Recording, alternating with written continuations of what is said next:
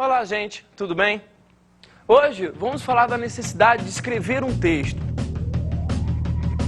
Como a gente vai escolher a ideia que a gente se adeque melhor e, a partir dela, produzir algo que é nosso. Ficarmos felizes com algo que a gente escreveu. É daí que a gente vai ver que a ideia é primordial, talvez a parte mais importante para a gente dar início ao texto. Com isso, encontrar a ideia que seja a melhor é que vai ser o grande elo para a gente produzir um texto com qualidade, com bom gosto e que a gente se sinta bem. Isso é extremamente importante, sentir-se bem com a produção de um texto. Toda vez que você for escrever, não esqueça nunca, dê prazer a ti quando for escrever. Até porque, dessa maneira, o leitor percebe que você teve um bom gosto na hora de escrever. Você teve aquele gosto apurado de escolher bem a palavra. Nisso, o seu leitor vai passar a gostar muito mais do seu texto. Agora, como é que a gente faz para escolher bem essa ideia? Primeiro, toda vez que a gente está diante de uma ideia, a gente tem que pesquisá-la, a gente tem que se aprofundar nela. Querendo ou não, a gente não pode escrever sobre algo que a gente não conhece. Isso é um tópico que a gente vai ver num próximo momento. Porém, quando você está diante da máquina, o seu pensamento, diante do papel que precisa ser preenchido, a ideia tem que te encaixar com uma pluma. A gente não pode, em nenhum momento, começar a pensar sobre ela se a gente não tiver um controle sobre a linha de raciocínio dela. Por isso, é importante que toda vez que a gente for escrever, a gente tenha em nossas mãos uma linha de raciocínio estipulada. Algo ainda subjetivo, não vou negar, algo ainda que é nosso, que é principalmente dotado de uma razão que só a gente conhece e que o seu leitor precisa conhecer. Agora vamos entender como é que se dá a organização da cadeia textual. Quando a gente está pensando em escrever qualquer tipo de texto, independente de ser narrativo, descritivo ou dissertativo, a gente precisa de estipular uma linha de raciocínio. É através dessa linha de raciocínio que o seu leitor vai entender a sequência lógica que você quis estipular. Mesmo trabalhando com uma narrativa que seja subjetivista, existe um sentido de lógica que o seu leitor precisa entender. Então, diante da necessidade de estipular a cadeia textual, o seu leitor precisa conhecer esse sentido de lógica. Vamos pegar o exemplo de um conto chamado Por um Pé de Feijão, do escritor Antônio Torres. Ali, o que a gente vai ver nesse conto, que é baseado nessa seguinte história. Existe um menino, que ele possui uma plantação de feijão, uma plantação de subsistência, não é nada muito grande, é uma plantação pequena, mas que ele se sente extremamente feliz ao ver essa plantação. Tanto que quando a gente começa a analisar o conto, existe uma frase bem verdadeira que vai delimitar essa ideia de amor que ele sente pela plantação de feijão. A plantação parecia nos compreender, parecia compartilhar de um destino comum, festa comum, feito gente. Página 32 desse livro. O que a gente encontra nessa história? Esse menino se sente bem com a plantação. Existe um sentido de vida entre esse menino, que fornece a água para a planta, e essa planta que fornece o alimento para esse menino. Então existe esse ciclo de vida, que é a base da marca da história. Porém, tem um momento em que é ateado fogo na plantação. A família que dependia daquela plantação sofre porque não existe mais aquele meio de subsistência. Claro que vão existir outros meios, mas ao feijão havia esse carinho especial por parte do menino. Ele toma um susto. Ele vê que a destruição daquela plantação, a destruição da tão querida plantação que ele tinha, o leva a encarar a morte. De novo, a gente está questionando esse sentido de vida, esse fluxo de vida que o menino tem para a planta e que a planta tem por ele. Mas o pai desta criança, num dado momento da história, fala: agora é encarar a vida, é seguir a vida, plantar de novo. A gente não pode perder a esperança. Perceba o seguinte, independente da vida chegar ao seu clímax, ao seu cume, e depois a gente encarar a morte, que é um ciclo natural da vida, a gente não pode perder a esperança depois desse preceito de morte, depois dessa sequência da morte. A gente tem que continuar vivo, ou seja, sempre fornecer esperança, sempre fornecer vida para aqueles que estão vivos. Claro que a gente, quando se vê diante da morte, a gente sente aquela lacuna no nosso espírito. Perder um amigo é ruim, perder um parente é ruim, perder até mesmo aquele animalzinho de estimação é ruim, até mesmo perder a sua caneta de estimação é ruim. Por isso que quando a gente pensa em fornecer vida, a gente tem que dar vida a tudo, extrapolar o senso de vida, chegar num clímax ainda maior desse sentido de vida, querer que a vida te dê graça por estar vivo. A gente não pode esquecer que existem outras pessoas vivas e que elas vão estar ao nosso lado quando a gente precisa e que a gente precisa estar ao lado dessas pessoas quando precisam da gente. Esse é o sentido maior dessa história. O que a gente pode entender daí é o seguinte, você vê esse conto por um pé de feijão, olha o uso da preposição, por um pé de feijão, aquilo que foi feito por um pé de feijão e que por um pé de feijão a gente forneceu de vida a ele, a gente encontra aí um pouco desse ensinamento de que a gente não pode perder a esperança. Agora vamos entender como é que se dá a adequação vocabular. Depois da gente ter estipulado essa cadeia textual, a gente não pode esquecer que a gente está dirigindo o nosso texto para um leitor. E esse leitor é específico da necessidade da gente. Claro, é aí que a gente vai definir para que classe, para que grupo, para quem a gente quer atingir a nossa mensagem. Por isso, a adequação vocabular é importante. Vamos retornar ao exemplo que a gente estava agora. Esse distinto texto de Antônio Torres, tá, usa uma linguagem mais prosaica, mais fácil de ser percebida, sem termos pesados, termos que sejam de difícil compreensão. Dessa maneira, ele atinge um número ainda maior de leitores. Ele não seleciona para um grupo específico, ele deixa que o texto atinja o maior número de pessoas. Quando a gente está diante de um texto argumentativo, a gente tende a querer mostrar um ponto de vista nosso. Esse ponto de vista é dotado de argumentos que vão dar base, vão dar sustento ao nosso ponto de vista. Nesse tipo de texto, nós tendemos naturalmente a usar palavras que sejam mais cultas.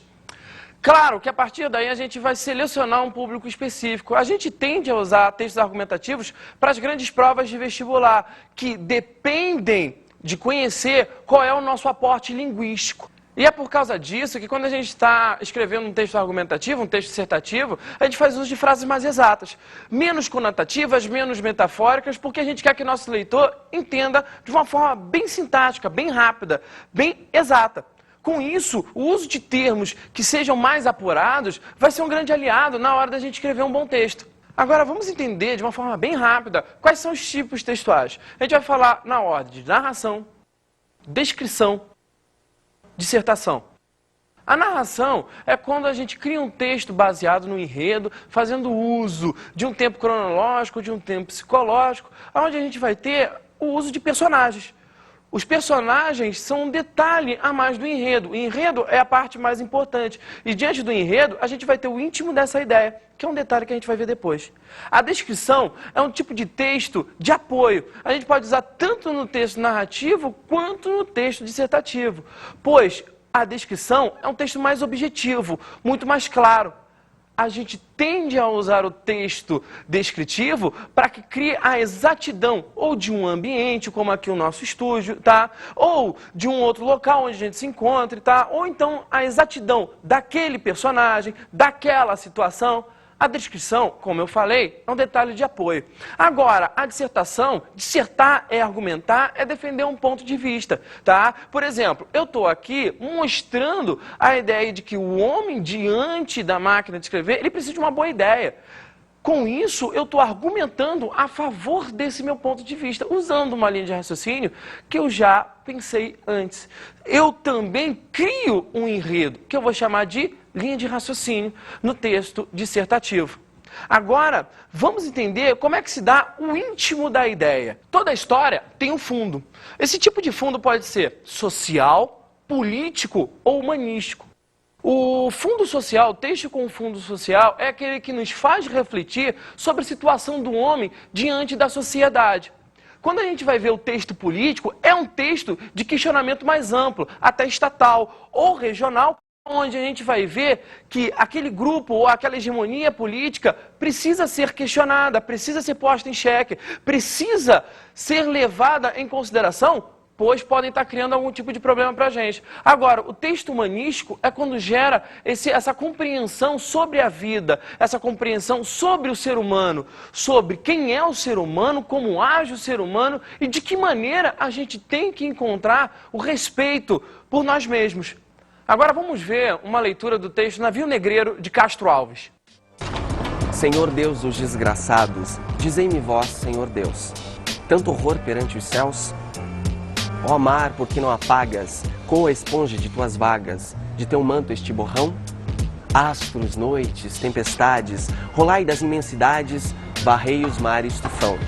Quem são estes desgraçados que não encontram em vós, mais que o rir calmo da turba, que excita a fúria do algoz?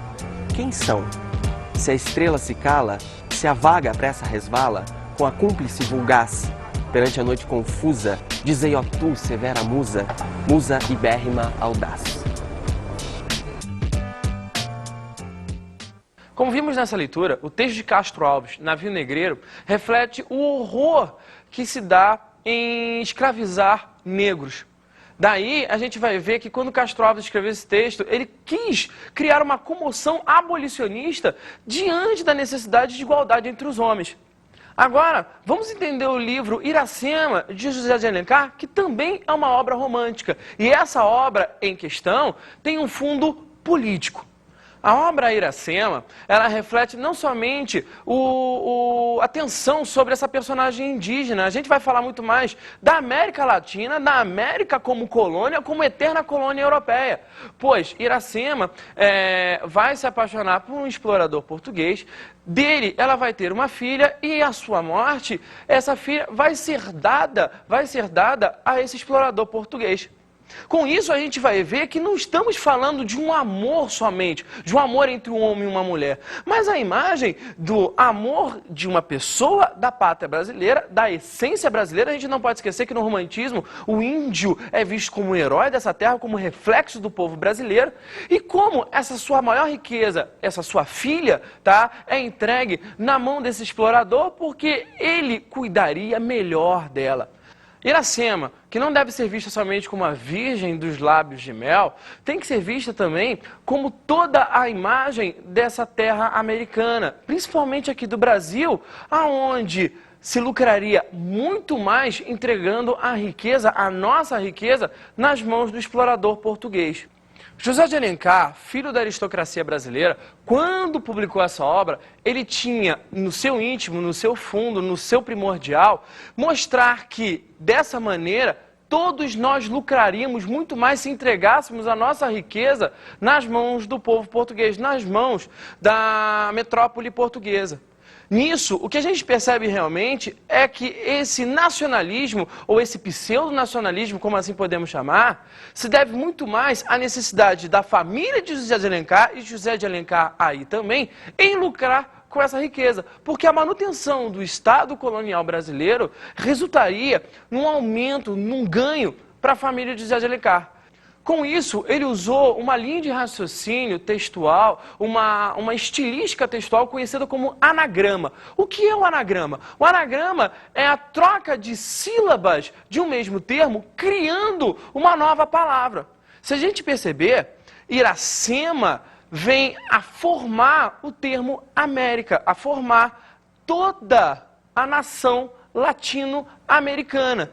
Ou seja, a obra em seu título já nos transparece esse fundo político, essa necessidade própria de José de Alencar em defender a manutenção desse Estado colonial. Veja de novo, Iracema é transformado pelo recurso da anagrama no termo América. Agora, vamos entender o texto de fundo humanístico. Vejamos o seguinte caso, João Guimarães Rosa com seu livro Grande Sertão Veredas. Grande Sertão Veredas reflete uma época onde havia a falência no sentido sobre o ser humano. Parecia que a gente não mais compreendia quem era o próximo. Até por causa de todo o ataque, de todo o horror que foi a Segunda Guerra Mundial. Então essa obra de João Guimarães Rosa vai fazer com que nós compreendamos, com que venhamos a entender o sentido da essência do ser humano, o que é cada um, o indivíduo. Não mais o coletivo como foi a literatura realista. Agora a gente tem que entender quem é cada um. A história Grande Sertão Veredas, que vai mostrar esse homem, esse ser, o grande ser, tão cheio de veredas, tão cheio de caminhos. Olha a divisão que a obra faz em seu título, uma divisão até poética, grande ser, tão cheio de caminhos, vai mostrar a paixão de Riobaldo por Diadorim. Riobaldo, macho convicto, vai se apaixonar por Diadorim, que está travestido de um homem. Riobaldo não sabe que Diadorim é uma mulher. Então começa todo aquele questionamento sobre esse lado humano de Riobaldo. Já que ele era um homem extremamente austero, como é que um homem vai se apaixonar por um homem? A questão aí não é sexual.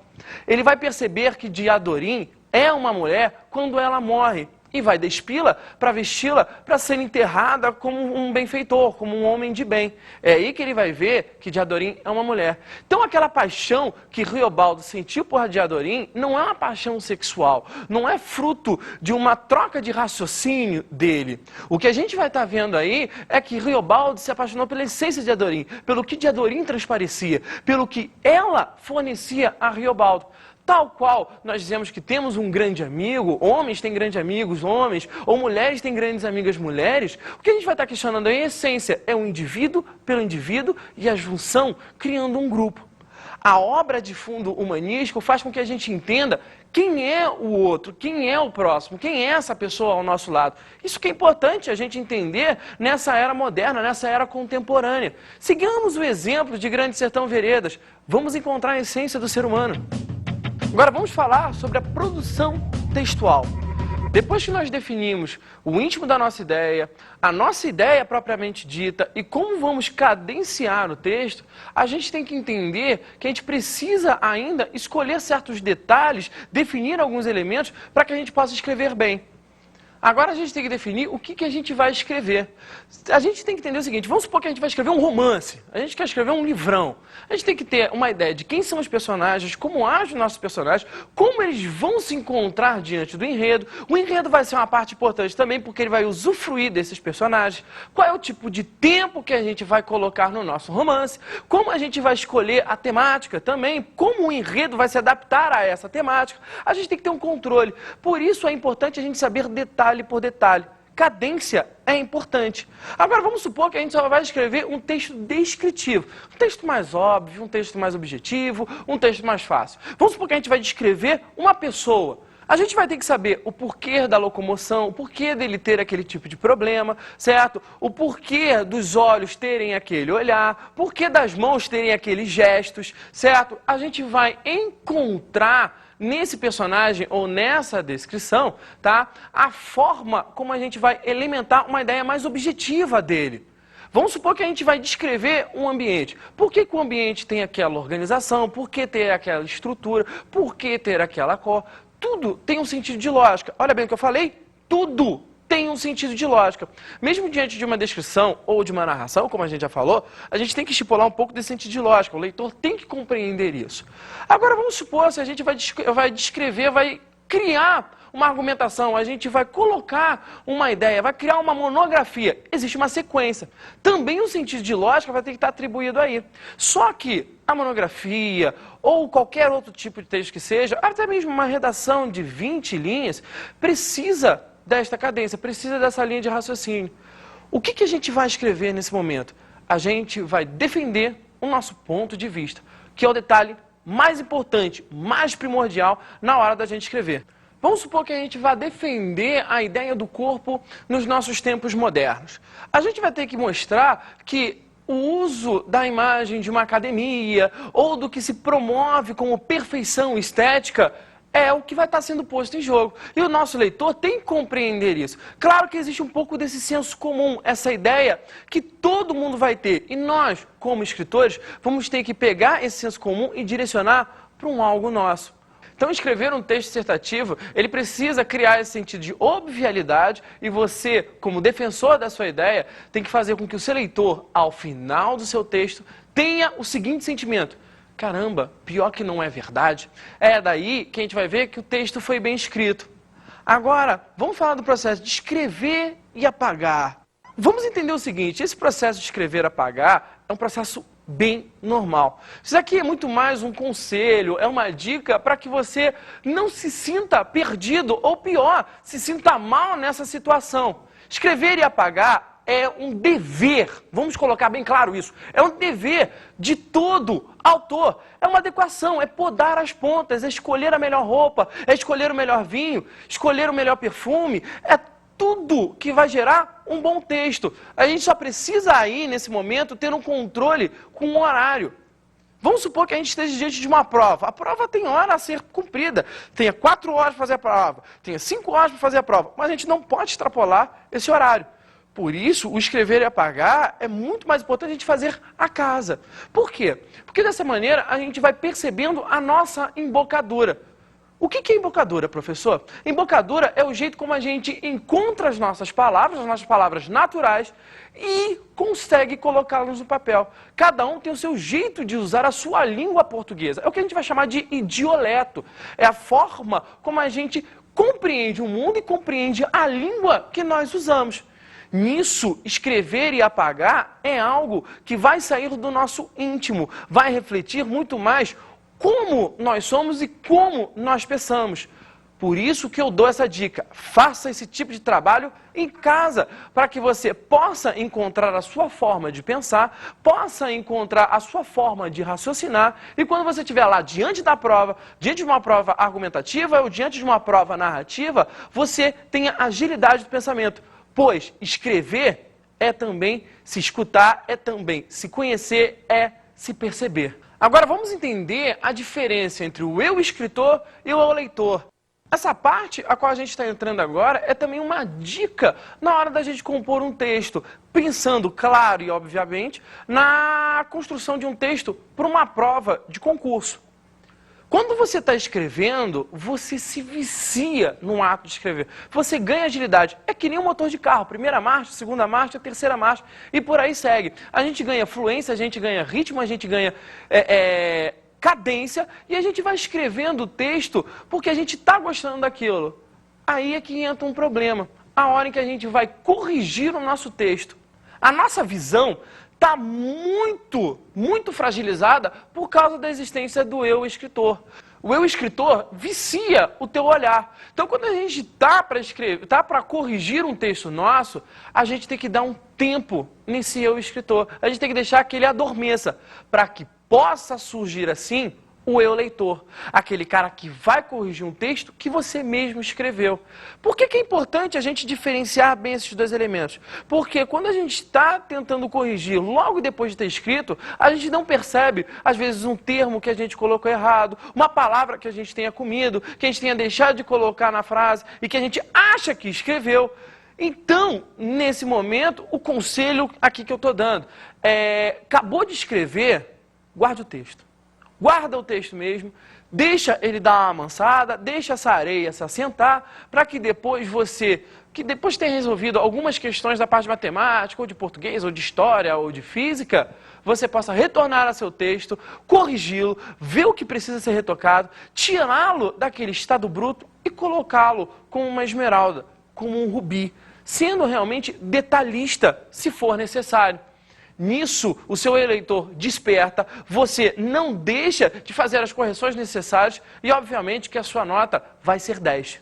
Agora vamos ver o Eu Te Amo Porque Eu Te Amo, o texto conhecido como As 100 Razões do Amor, de Carlos Drummond de Andrade.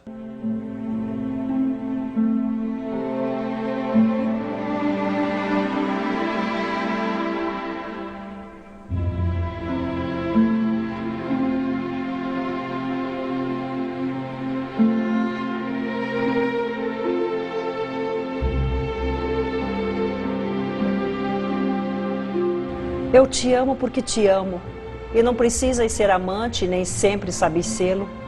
Eu te amo porque te amo, amor é estado de graça e com amor não se paga. Amor é dado de graça, é semeado no vento, na cachoeira, no eclipse. Amor foge aos dicionários e a regulamentos vários. Eu te amo porque não amo bastante ou demais a mim, porque amor não se troca, não se conjuga nem se ama. Porque amor é amor a nada, feliz e forte em si mesmo. Amor é primo da morte e da morte vencedor, por mais que o matem e matam a cada instante de amor.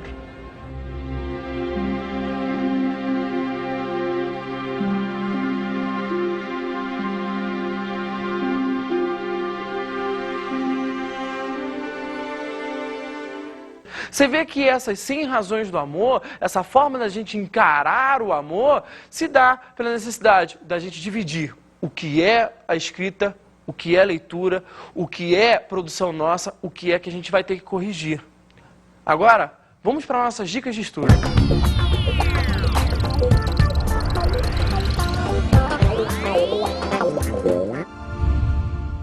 O conselho que eu dou a vocês é, além de fazerem análise dos grandes temas dos concursos a que vocês irão prestar, não deixe de fazer a leitura de 2 ótimos livros do autor chamado Ítalo Morricone, professor da Universidade do Estado do Rio de Janeiro, que organizou os 2 seguintes livros pela editora Objetiva: Os 100 melhores contos brasileiros do século e Os 100 melhores poemas brasileiros do século. Ali a gente vai ter um aporte de conhecimento que vai ser primordial para quando a gente for criar nosso texto.